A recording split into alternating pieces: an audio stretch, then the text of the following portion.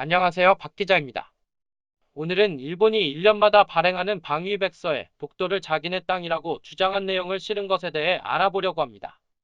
일본은 계속해서 독도 영유권을 놓고 논쟁을 이어가고 있는 상태로 일본 정부는 9월 27일 국무회의를 열어 독도 영유권 주장에 대한 내용을 담고 있는 2019년 방위백서 일본의 방위를 선택했습니다. 2019년 방위백서에서는 일본 주변에 대한 군사동향에 대해서 설명하고 있으며 43쪽에서는 일본 고유 영토인 북방영토 쿠릴 4개 섬과 다케시마 영토 문제가 여전히 미해결 상태로 남아있다는 내용을 담았습니다.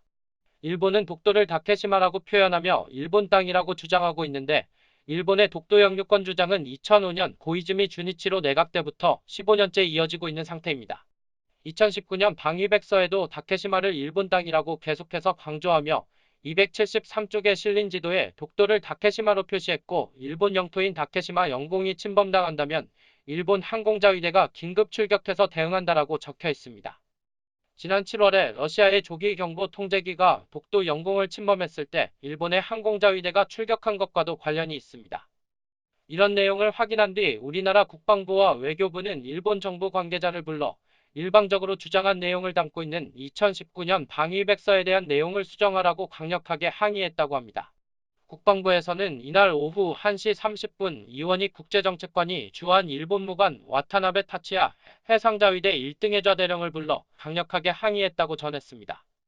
이원익 국제정책관은 일본의 와타나베 1등해좌에게 일본이 한국 고유 영토인 독도에 관련해 부당한 영유권 주장을 반복하고 있다고 항의하며 독도 영유권을 훼손하는 시도에 대해서도 단호하게 대응해 나가겠다라고 경고했다고 합니다. 또한 외교부에서도 주한 일본 대사관 총괄공사 대리를 불러 2019년 방위백서에 대해 강력하게 항의했습니다. 아시아 태평양 국장대리가 일본 대사관 총괄공사 대리에게 역사적 지리적 국제법으로 명백하게 우리나라 고유 영토인 독도에 대해 부당한 영유권 주장에 대한 것을 즉각 철회하라고 요구했다고 합니다. 독도 수호 전국연대는 일본이 독도 영유권 주장에 대해서 일본 총리실과 방위성의 항의를 위해 방문하겠다고 밝히며 9월 28일 오후 2시경 도쿄 하네다 공항에 도착했지만 현재 일본 입국이 거부당한 상태입니다. 독도 수호 전국연대는 2005년부터 항의하기 위해 하네도 빠지지 않고 15차례 방문했지만 입국 거부를 당한 것은 처음입니다.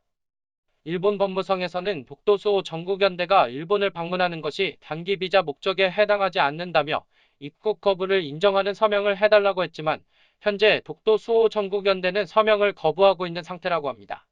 10월 1일까지 입국 거부 인정 서명을 하지 않는다면 일본은 독도 수호 전국연대를 강제 추방시킨다고 전했습니다. 지금까지 일본이 2019년 방위백서에 독도를 일본 땅이라고 표기한 것에 대한 내용을 확인했습니다. 영상을 재미있게 시청했다면 구독과 좋아요 부탁드립니다.